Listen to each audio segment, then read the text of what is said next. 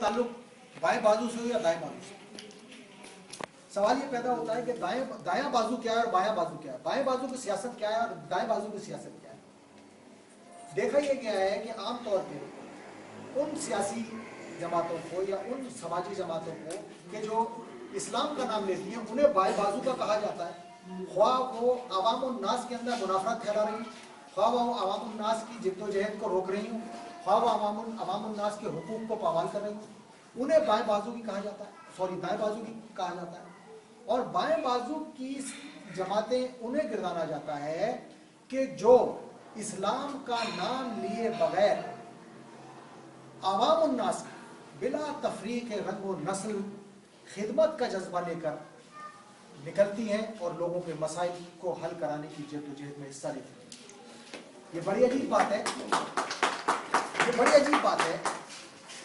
कि एक ऐसा मकसद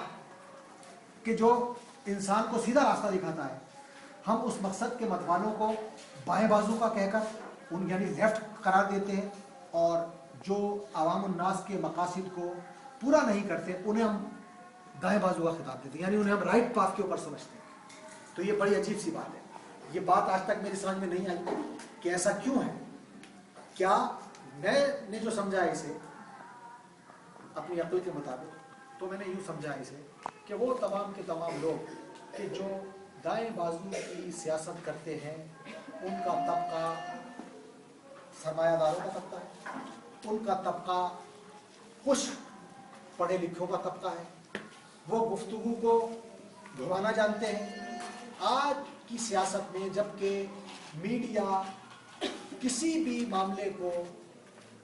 तश्तज़बाम कर देता है, आप देखेंगे कि मुख्तलिफ सियासी जमातों के लोग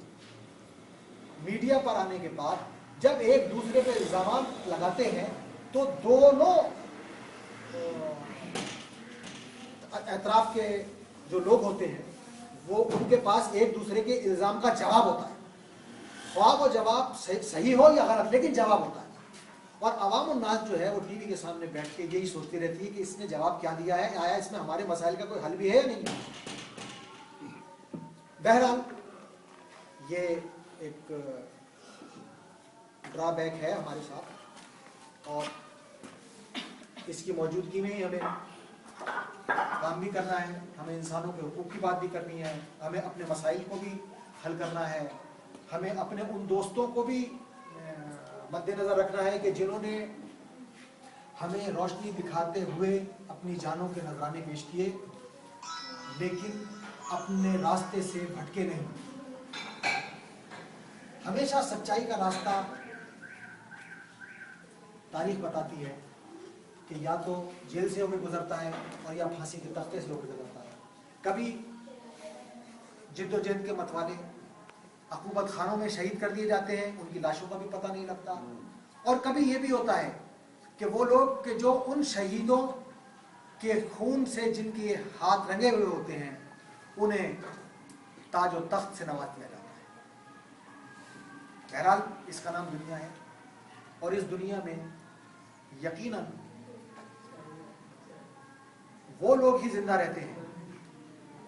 कि जो अपने मोहसिनों को भूलते नहीं। जिंदगी की एक पहचान ये भी है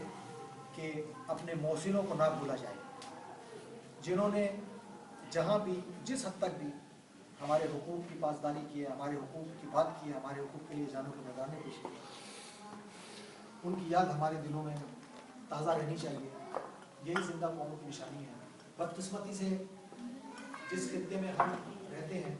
उस खित्ते में इनका खुदा ने तालीम का मयार दोहरा है। मैं वो लफ्ज़ इस्तेमाल नहीं करना चाहता कि जो आम तौर पे इस टाइप की महफिलों के अंदर इस्तेमाल किए जाते हैं, यानी बोर्जवा या पूरनतारी वगैरह के। मैं सिर्फ ये कहूँगा कि वो सरमायादार कि जिन्होंने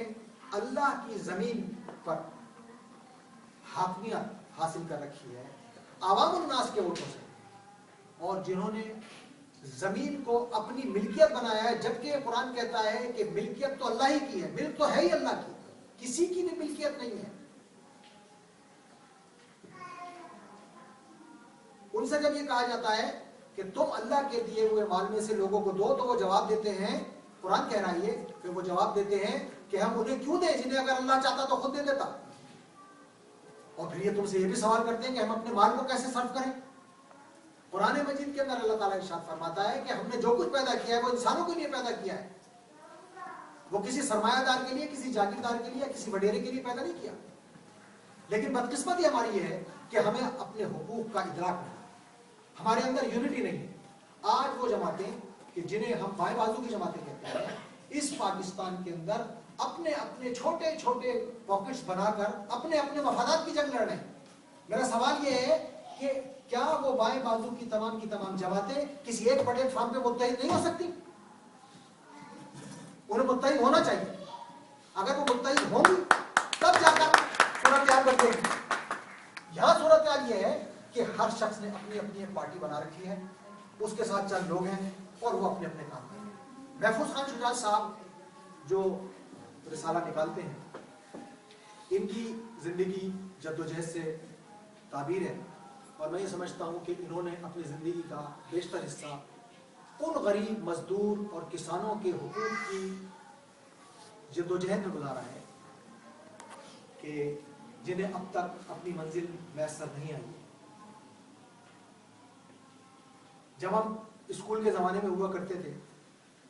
تو بھی دائیں اور بائیں کی سیاست ہوا کرتی تھی. پھر جب ہم کالج میں آئے تب بھی دائیں اور بائیں کی سیاست ہوا کرتی تھی. آج ہم ریٹائرمنٹ کی ایج پہ پہنچ چکے ہیں، لیکن آج تک صورتحال جہاں تھی وہیں کی وہیں. آج غریب غریب سے غریب تر ہے اور امیر کا سرمایہ دن بہ دن بڑھتا چلا جاتا ہے. تو میں آج اس موقع سے فائدہ اٹھاتے ہوئے تمام کی تمام، ہماری جنگ کسی سے نہیں، ہماری جنگ حقوق کی جنگ ہے. ہماری جنگ انسانوں سے نہیں ہے، ہماری جنگ ظالموں سے ہے. ہماری جنگ ان لوگوں سے ہے جنہوں نے انسان کو انسان کا غلام بنا رکھا ہے. لہذا اس موقع سے فائدہ اٹھاتے ہوئے میں ان تمام طاقتوں کو کہ جو انسانی حقوق کی بات کرتی ہیں، جو انسان کو دنیا میں سرخرو دیکھنا چاہتی ہیں، میں انہیں دعوت دیتا ہوں کہ وہ ایک پلیٹ فارم پہ، خدا را ایک پلیٹ فارم پہ جمع ہو.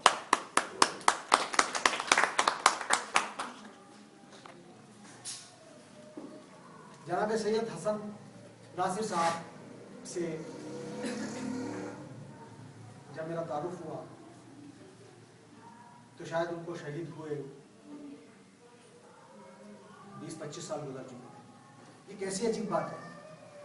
کہ وہ لوگ کہ جو ہماری تاریخ میں جن کے نام سنہری حروفوں سے لکھے جانے چاہیے، انہیں ہمارے آج کے طالب علم جانتے بھی نہیں ہیں. اگر میں اپنی بیٹی سے یہ سوال کروں کہ سید حسن ناصر کون تھے تو شاید اس کے پہ یہ بات نہ ہو. اگر آپ اپنی اولاد سے پوچھیں کہ سید حسن ناصر کون تھے یا میجر اسلام کون تھے تو انہیں نہیں پتا. ہماری کتابوں میں ہمارے ہیروز کے نام جان بوجھ کر شامل نہیں کیے جاتے، جبکہ ہمارے پڑوسی ملک میں آپ یہ دیکھیے کہ بھگت سنگھ نامی ایک شخص جس کو وہ اپنا ہیرو قرار دیتے ہیں، جس کا تعلق پاکستان کس خطے سے تھا، جو فیصل آباد کا رہنے والا تھا، اور سید حسن ناصر جو نہ صرف یہ کہ اس پوری ساؤتھ ایشیا کی جو سرزمین ہے اس کے مزدوروں کی اور اس کے کسانوں کی جدوجہد کی بات کرتا تھا، ان کے حقوق کی بات کرتا تھا، اس کو آج چند لوگ ہوں گے کہ جو اسے جانتے ہوں گے اور جو اس کی یاد اپنے دلوں میں سجائے بیٹھے ہوں. تو ضرورت اس بات کی ہے کہ ہم ان چھوٹے چھوٹے لوگوں کو مواقع فراہم کریں، ان کی پذیرائی کریں، ان کی حوصلہ افزائی کریں کہ جنہوں نے اس جدوجہد میں حصہ لیا ہے، جنہوں نے قربانیاں دی ہیں، تاکہ ہماری آنے والی نسل جو ہے اس کے اندر بھی یہ جذبہ بیدار ہو کہ وہ بھی اس راہ پہ چلتے ہوئے نہ صرف اپنے بلکہ دوسرے کے حقوق کی بات کریں. ہماری ذہنی تربیت تو اس طرح کی گئی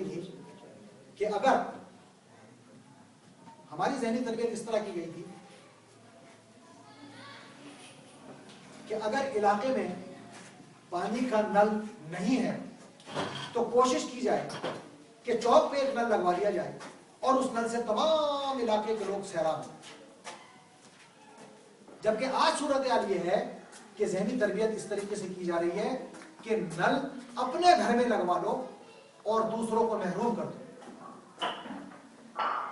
نہ یہ کوئی دین سکھاتا ہے اور نہ یہ کوئی اور فلسفہ سکھاتا ہے.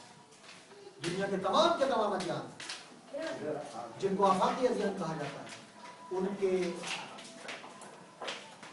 کتابیں ان کے اندر کلیئر کر کے لکھا ہے کہ انسان کو انسان کی غلامی سے آزادی کا درس دیا جائے اور اللہ کی نعمتیں جو روئے زمین پہ بکھری پڑی ہیں ان سے کسی بھی شخص کو محروم نہ کیا جائے. جبکہ میں یہ سمجھتا ہوں کہ کرنسی کی ایجاد انسانوں کو اللہ کی نعمتوں سے محروم رکھنے کی ایک سازش کا نام ہے. کرنسی اگر آپ کے پاس ہے تو آپ سب کچھ لے لیں گے, اگر کرنسی آپ کے پاس نہیں ہے تو آپ کچھ نہیں خرید سکتے. دنیا کے اندر وہ اقوام کہ جنہیں ہم زندہ اقوام کہتے ہیں, آپ دیکھیے انہوں نے اپنے عوام الناس کے لیے میں لفظ استعمال نہیں کرنا چاہتا کیونکہ میرا یہ شیوا نہیں ہے کہ میں کسی کے اوپر کسی قسم کی ایمان تان کروں, لیکن بہرحال جب گفتگو کے اندر کوئی ایسا جملہ آتا ہے تو اپنی اپنی سمجھ کے حوالے سے لوگ کچھ سے کچھ سمجھ لیتے ہیں. ہمارے ہاں کفار کہا جاتا ہے ان لوگوں کو کہ جو سائنسی ایجادات کر رہے ہیں, جو انسانیت کی خدمت کر رہے ہیں. لوئی پاسچر ایک ٹیکا ایجاد کرتا ہے تو وہ پوری انسانیت کے لیے کرتا ہے. بل گیٹس پوری دنیا کے بچوں کو پولیو سے سیف رکھنے کے لیے اپنا ایک پروجیکٹ اسٹارٹ کرتا ہے. ہم جو یہ کہتے ہیں, جن کو یہ دعویٰ ہے کہ ہم امن کے مت والے ہیں, ہم اسلام کے پروردگار ہیں, صورتحال یہ ہے کہ انہوں نے سوائے چند باتوں کے کسی طرف انہوں نے توجہ نہیں. آج پوری دنیا کے اندر اسلامی ممالک میں اگر علم کا ریشو لگایا جائے تو میں یہ سمجھتا ہوں کہ شاید پوری اسلامی دنیا کے اندر اتنی یونیورسٹیز نہیں ہوگی کہ جتنی صرف اور صرف ایک جاپان میں. اگر وہ ایک سال میں 5000 پی ایچ ڈی نکالتے ہیں تو ہمارے ہاں کی یونیورسٹیز میں پورے اسلامی معاشرے کی بات کر رہا ہوں, جیسے پاکستان کی بات نہیں کر رہا, 5 نکلتی ہوگی. اور اس کے باوجود ہمیں اس بات کا دعویٰ ہے کہ ہم امن کے پروردگار ہیں اور ہم امن کے طلبگار ہیں اور ہم لوگوں کے اندر مساوات ہیں.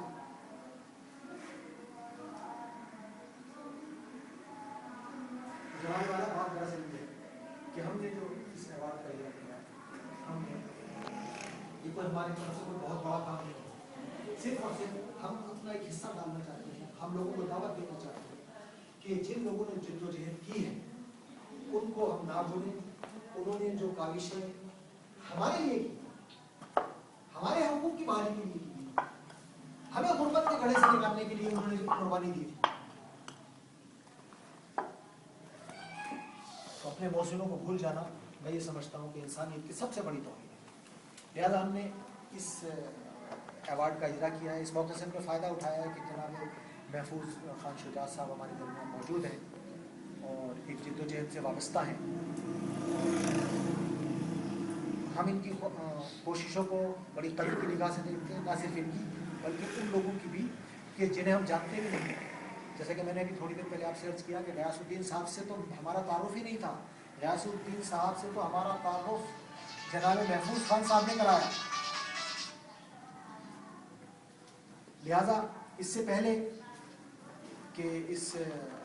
تقریب کو وائنڈ اپ کیا جائے, کیونکہ 2 بجے کا ٹائم تھا, تقریب ہم نے 3:30 بجے شروع کی, لوگوں کو ہم نے بلایا تھا لیکن لوگ نہیں آ سکے, ان کی اپنی مجبوریاں ہیں. میں نے تقریر تو بہت لمبی لکھی تھی, میں نے تقریر اتنی لمبی لکھی تھی کہ کم از کم مطلب یہ گھنٹہ اور لگ سکتا تھا, لیکن میں اس کو وائنڈ اپ کرنا چاہتا ہوں. اور میں صرف یہ آپ سے عرض کرنا چاہتا ہوں کہ کیونکہ باوجلت اس تقریب کا اہتمام کیا گیا تھا, لہٰذا شیلڈ جو ہے وہ ہم ایوارڈ کی شیلڈ جو ہے وہ ہم صرف ایک تیار کرا سکے ہیں، لیکن ہم نے اس ایوارڈ کو صرف جناب محفوظ خان صاحب تک محدود نہیں رکھا ہے، بلکہ ہمارے اور دوست احباب جو ہیں جن کے اسماء گرامی ابھی آپ کے سامنے پیش کیے جائیں گے، انہیں بھی ہم نے یہ ایوارڈ ان کے خدمت میں ہمیں پیش کرنا ہے۔ لہٰذا میں ڈاکٹر پاکیزہ غزال سے گزارش کرتا ہوں کہ ان حضرات کے ناموں کا اعلان کریں کہ جنہیں یہ اعزازی شیلڈ عطا کی جائے۔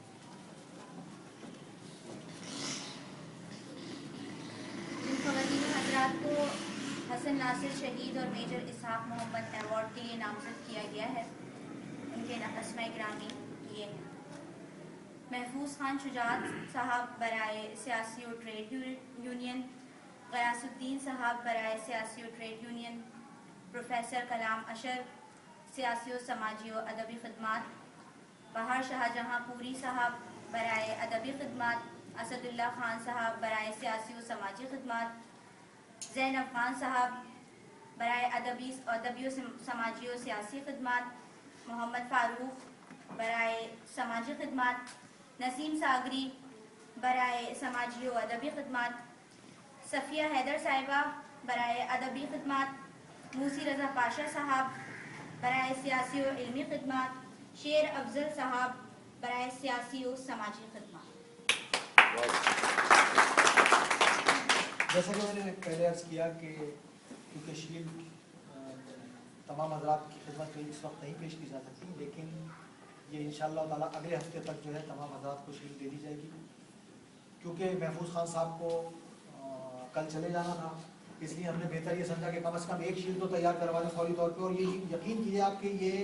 8-9 گھنٹے لگتے ہیں اس کو تیار ہونے میں۔ تو جن صاحب سے میں نے یہ شیلڈ بنوائی، میں نے ان سے کہا کہ بھائی یہ تو مجھے ابھی چاہیے، 1-2 گھنٹے ہونے کا پاسبل ہی نہیں ہے۔ میں نے کہا مجھے زیادہ چاہیے، اس نے کہا آپ کتنی کیا میں نہیں بنا سکتا، ہاں البتہ یہ میں کر سکتا ہوں کہ میں آپ کو کل ایک شیلڈ بنا کے میں دے دوں گا اور باقی پھر میں آپ کو بعد میں دوں گا۔ تو بائی نیم ہم نے شیلڈیں بنوائی ہیں اور انشاءاللہ تعالیٰ وہ پیش کریں گے، اور آئندہ بھی اس سلسلے کو ہم جاری رکھیں گے، اور آپ حضرات سے ہم امید کرتے ہیں کہ آپ حضرات اپنی اپنی کیپیسٹی میں رہتے ہوئے معاشرے میں سدھار کے پہلوؤں کو مد نظر رکھیں اور معاشرے کے اندر دوستی کو فروغ دیں، کیونکہ میں یہ سمجھتا ہوں کہ اگر دوستی کو فروغ حاصل نہیں ہوگا تو معاشرے کے اندر یہی افراتفری رہے گی، نہ ہم ایک دوسرے کے کام آ سکتے ہیں، نہ ہم ایک دوسرے کی خوشی میں خوش ہو سکتے ہیں۔ ہاں یہ ضرور ہے کہ اگر اس دوستی کو فروغ نہ دیا گیا تو لوگ حسد کی آگ میں جل جل کے اپنا بھی نقصان کریں گے اور دوسروں کا بھی نقصان کریں گے، اور میں یہ سمجھتا ہوں کہ بلا تفریق رنگ و نسل و زبان جو ہے ہمیں ایک دوسرے کا دوست ہونا چاہیے اور صرف دوست ہونا چاہیے۔ جناب بہار شاہجہاں پوری صاحب سے گزارش کرتا ہوں کہ وہ جناب محفوظ خان صاحب کو شیلڈ پیش کریں۔ جناب بہار شاہجہاں پوری صاحب۔